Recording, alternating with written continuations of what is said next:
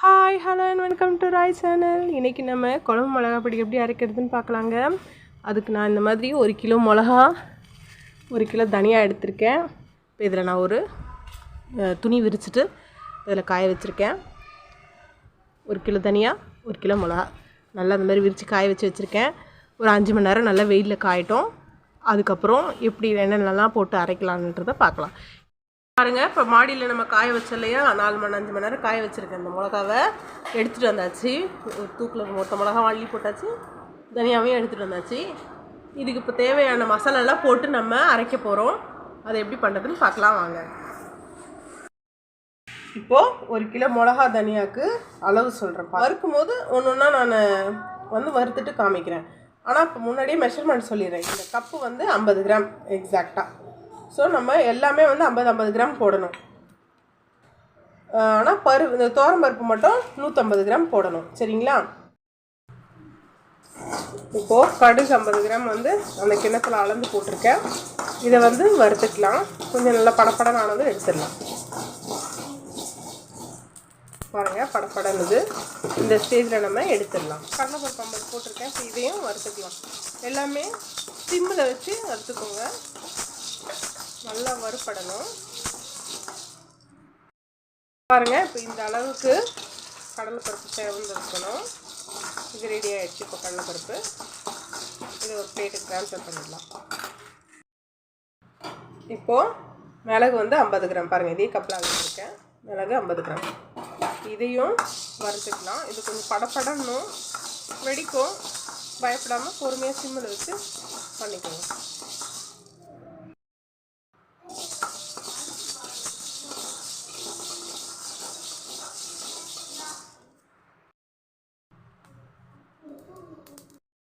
இப்போது சீரகம் 50 கிராம் போட்டு வறுத்துக்கலாம்.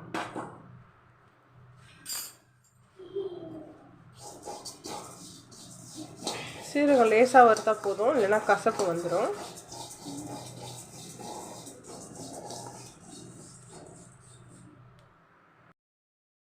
பாருங்கள், சீரகம் படப்படன்றது இந்த அளவுக்கு கொஞ்சம் லைட்டாக வறுபட்டால் போதும்.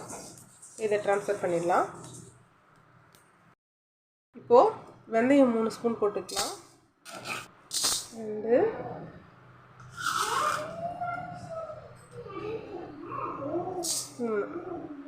3 ஸ்பூன் போட்டு இப்போ இதை கொஞ்சம் லைட்டாக செவக்க வறுத்துக்கலாம். அளவுக்கு செவந்தால் போதும். இப்போ அடுத்து 150 கிராம் பருப்பை ஆட் பண்ணிக்கலாம். இதை நல்லா கொஞ்சம் செவக்க ரோஸ்ட் பண்ணிக்கலாம். இதெல்லாம் பாருங்கள், வறுக்கும் போது என்ன வாசனை கமகமகமன்னு வருது. மிளகா தனியாக அரைக்கிறதுக்கு இது மாதிரி ரோஸ்ட் பண்ண ஆரம்பித்தாலே வீடெல்லாம் கமகமகமன்னு ஆகிடும். நல்லா பொறுமையாக பண்ணுங்க. தீச்சிட்டிங்கன்னா குழம்பு மிளகாப்பொடி நல்லாவே இருக்காது. இது எங்கள் வீட்டு குழம்பு மிளகாப்பொடி செய்முறை. நான் உங்களுக்கு கற்றுக் கொடுக்குறேன். பார்த்து நீங்களும் கற்றுக்கிட்டு செய்யுங்க. எப்படி இருக்குன்னு எல்லா குழம்புலையும் ஆட் பண்ணி செஞ்சு பாருங்கள். கமெண்ட்ஸில் சொல்லுங்கள். ஃபஸ்ட்டு இது வறுபடட்டும் நல்லா. பாருங்கள், இந்த அளவுக்கு வறுபட்டுருக்கணும் துவரம்பருப்பு. நீங்கள் ரேஷன் துவரம்பருப்பை கூட யூஸ் பண்ணிக்கலாம் இந்த குழம்பு மிளகாப்பொடிக்கு.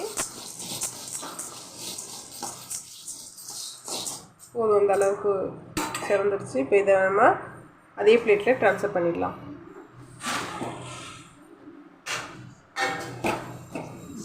இதே பிளேட்டில் நான் ட்ரான்ஸ்ஃபர் பண்ணிட்டேன்.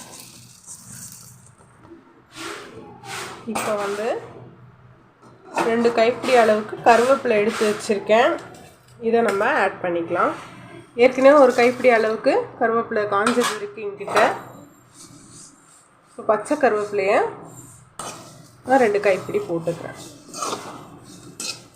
நான் 1 கிலோ மிளகா 1 கிலோ தனியாக எடுத்துருக்கேன். 2 கிலோ அரைக்க போகிறேன். அதனால் 3 கைப்பிடி அளவுக்கு நான் கருவேப்பிலை போட்டுக்கிறேன். இதையும் சிம்மிலே வச்சு பண்ணுங்கள், இல்லைன்னா கருகிடும். ஃப்ரெண்ட்ஸ் பாருங்கள், நம்மளோட இதெல்லாம் ரெடி ஆகிடுச்சு. மசாலாலாம் அதை நல்லா ஆற வச்சுருக்கேன்.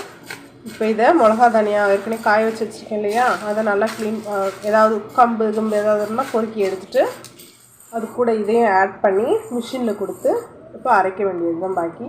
மிஷின்லேருந்து அரைச்சி வந்தோடனே நம்மளோட ஸ்பெஷல் வீட்டு குழம்பு மிளகாப்பொடி எப்படி இருக்குன்னு உங்களுக்கு காமிக்கிறேன். நான் என்னோடய சமையலுக்கெல்லாம் இதை தான் யூஸ் பண்ணுறேன். ரொம்ப நல்லாயிருக்கும், யூஸ் பண்ணி பாருங்கள்.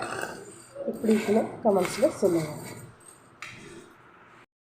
பாருங்கள், கருவேப்பிலை இந்த அளவுக்கு நல்லா முடன்னு ஆகணும். நான் கையில் வச்சு பாருங்கள் நொறுக்கிறேன். பார்த்திங்களா, நொறுக்கணுன்னு எப்படி நொறுங்கிடுச்சு. இந்த அளவுக்கு கருவேப்பிலையை நம்ம ஸ்லோ ஃபயரில் வச்சு பண்ணணும். இப்போ மிளகாப்பொடி நல்லா நைஸாக கிடைக்கும் நம்மளுக்கு.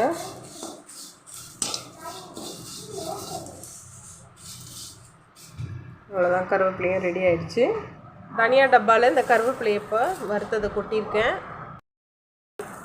இந்த மாதிரி இது பண்ணி வச்சுருக்கோம் இல்லையா, வறுத்து வச்சுருக்கோம் இல்லையா, இப்போ இதெல்லாம் ஆட் பண்ணிக்கலாம். இதை ஒரு மணி நேரம் ஆற விட்டுட்டு அதுக்கப்புறம் இந்த மிளகாய் கூட சேர்த்து நம்ம அரைச்சிட்டு வந்துடலாம். அரைச்சிட்டு எப்படி இருக்குன்னு நான் உங்களுக்கு காமிக்கிறேன். அவ்வளோதான் ஃப்ரெண்ட்ஸ், இதை பாருங்கள், மிஷினில் கொடுத்து மிளகாப்பொடி அரைச்சி எடுத்துகிட்டு வந்தாச்சு. நான் சொன்ன மாதிரி ப்ரிப்பேர் பண்ணி மிளகா தனியாலாம் காய வச்சு 4-5 மணி நேரம் காய வச்சு இந்த மாதிரி மிஷினில் கொடுத்து அரைச்சி எடுத்துகிட்டு வந்துட்டோம். இதுதான் வந்து எங்கள் வீட்டு செய்முறை மிளகாப்பொடி தூள். இதை வந்து நீங்கள் எல்லா குழம்புக்குமே யூஸ் பண்ணலாம். நாங்கள் வைக்கிற குழம்பு எல்லாத்துக்குமே நான் போடுறேன் இல்லையா வீடியோஸு, அதில் இருக்க எல்லா குழம்புக்கும் நான் யூஸ் பண்ணது இந்த மாதிரி மிளகாப்பொடியை தான், இந்த மாதிரி செய்முறை செஞ்ச மிளகாப்பொடியை தான். நீங்களும் செஞ்சு பாருங்கள், டேஸ்ட் ரொம்ப அட்டகாசமாக இருக்கும். எப்படி இருக்குன்னு அப்புறம் கமெண்ட்ஸில் சொல்லுங்கள். தேங்க்யூ.